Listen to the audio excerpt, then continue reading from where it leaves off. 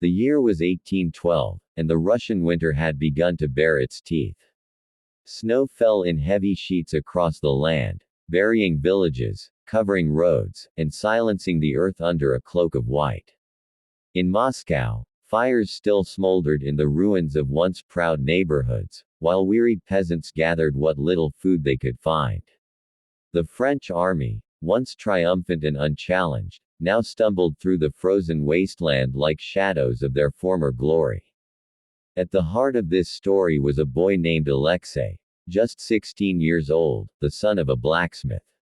His father had been conscripted into the militia, his older brother gone with the regular army, leaving Alexei to care for his mother and younger sister. Life in wartime was cruel, but Alexei's spirit burned as fiercely as the forge he once worked beside his father. When Napoleon's soldiers retreated from Moscow, broken by hunger and frost, many villagers believed it was the end of the invasion. But Alexei knew better. The land still trembled with war. Raiders, deserters, and stragglers roamed the countryside, desperate and dangerous. And so he took up his father's old musket, vowing to protect his family and village no matter the cost. One night, as the wind howled like wolves outside, Alexei stood guard at the edge of the forest. The moonlight revealed tracks in the snow, boots, not paws.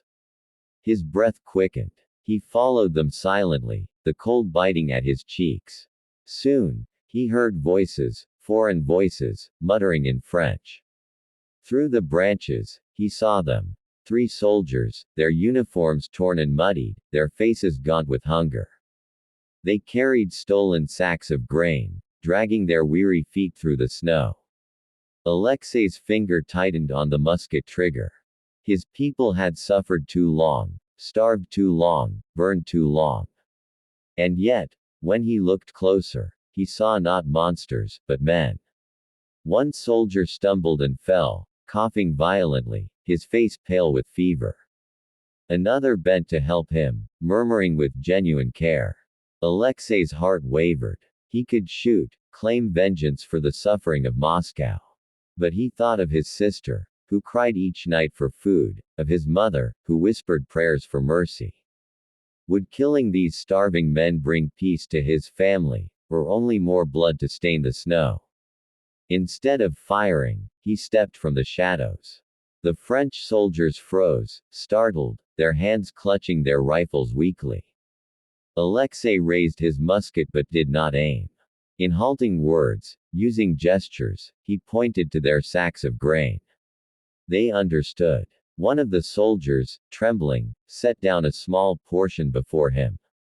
The boy nodded, then motioned for them to leave. It was a choice not of weakness, but of humanity. Days later, Alexei returned to the forge, determined to rebuild it for his village.